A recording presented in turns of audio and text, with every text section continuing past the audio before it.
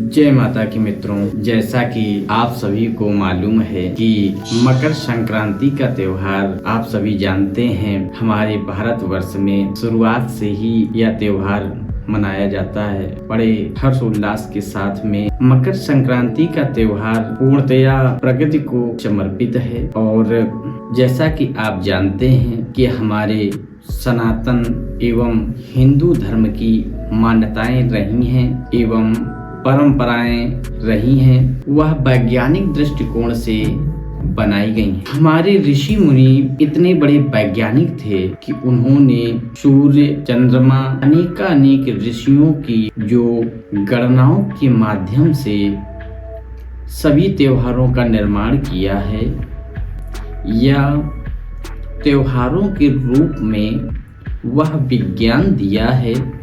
मकर संक्रांति को भारतवर्ष में अनेक नामों से जाना जाता है। जैसे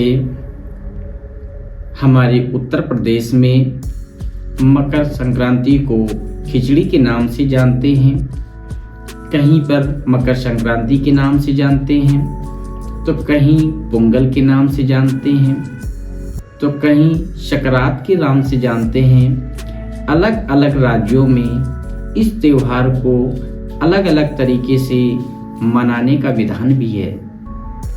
आइए जानते हैं कि इसके पीछे की कहानी क्या है, इसके पीछे की कथाएं क्या हैं। सनातन धर्म को, हिंदू धर्म को, जो माह को दो भागों में बांटा गया है, एक कृष्ण पक्ष, दूसरा शुक्ल पक्ष। इसी प्रकार से वर्ष को दो भागों में भी विभाजित किया गया है, एक उत्तरायण और एक दक्षिणायन। यदि उत्तरायण और दक्षिणायन दोनों को जोड़ देते हैं तो एक वर्ष कंप्लीट हो जाता है।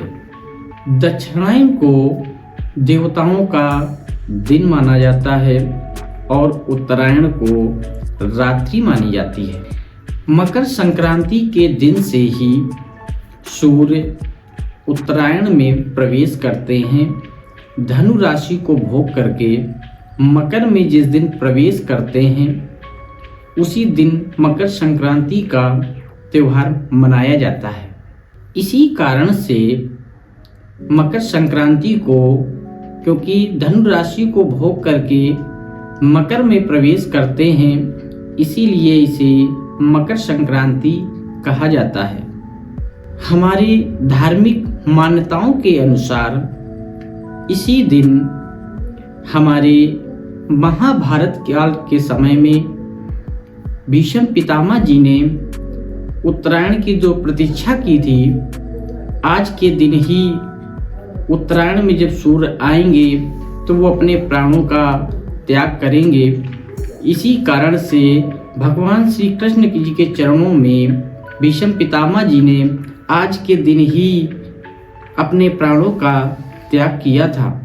मकर संक्रांति के दिन गंगा सागर में स्नान करने से बहुत बड़ा पुण्य फल प्राप्त होता है एवं जो भी आपके आसपास कोई भी नदी हो, गंगा जी हो, यमुना जी हो या कोई भी शुद्ध पवित्र नदी हो, उसका स्नान करना मकर संक्रांति के दिन बहुत ही पुण्यदायक फल प्रदान करता है। गंगा सागर में जो लोग स्नान करके कपिल मुनि जी के दर्शन करते हैं, उनको बहुत ही अच्छा शुभ फल प्राप्त होता है।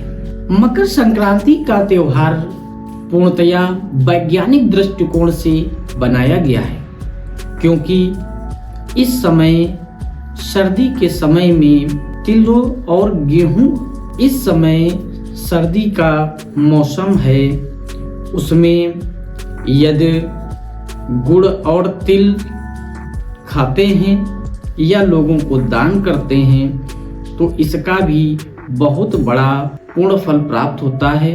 एवं तिल क्या है, तिल में सबसे ज़्यादा कैल्शियम पाया जाता है और गुड़ में कैल्शियम की मात्रा सबसे ज़्यादा होती है, इसीलिए तिल के लड्डू का विधान है। मकर संक्रांति के दिन यदि गुप्त लक्ष्मी का दान किया जाए तो बहुत ही शुभ फल प्राप्त होता है। इस दिन भगवान विष्णु और शिव जी की कथा बताई जाती है जो हमारे पुराणों में लिखी है। इसका भी बहुत बड़ा वर्णन मिलता है। यदि तिल के लड्डू में आप उसमें 2, 5, 10 का सिक्का रख करके यदि उसको मंदिर में उसको दान करते हैं तो बहुत ही अच्छा फल प्राप्त होता है। इस दिन का विशेष महत्व होता है। इस दिन भगवान विष्णु और नारद जी के संवाद में इसका भी उल्लेख मिलता है अग्नि पुराण में कि उस दिन मकर संक्रांति के दिन यदि कोई व्यक्ति 14 वस्तुओं का दान करता है तो वह बहुत ही फलदायी और शुभ फलदायक माना जाता है। इस वर्ष 2025 में यह पर्व किस दिन मनाया जाएगा? ये पर्व 2025 में 14 जनवरी को मनाया जाएगा और 14 जनवरी को सुबह 9:30 से शुभ समय चालू हो जाएगा। जो लोग हमारे मित्रगण, पितृगण या हमारी जो भी माताएं बहनें इस दिन गंगा स्नान करती हैं और कुछ दान करती हैं तो वो बहुत ही शुभ फलदायक होता है। तथा इसके साथ ही यदि गंगा सागर नहीं आप जा पा रहे हैं तो गंगा जी ही चले जाइए, क्योंकि इस दिन गंगा सागर का महत्व इसलिए ज्यादा बताया जाता है क्योंकि आज मकर संक्रांति के दिन ही माँ गंगा सागर से मिली थी, इसलिए गंगा सागर का विशेष महत्व है। 14 जनवरी 2025 को 9:30 से शुरू होने वाला शुभ फल प्रदान करने वाला जो शुभ मुहूर्त है वो सुबह 9:30 बजे से लेकर के 5:46 तक 14 तारीख को ही रहेगा।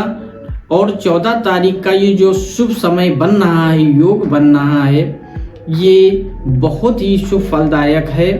आप सभी लोग इसका शुभ फल प्राप्त करने का पूर्ण प्रयास करें और हम अपनी वाणी को यहीं पे विराम देते हैं। नेक्स्ट वीडियो में फिर आपसे मुलाकात होगी। जय माता की।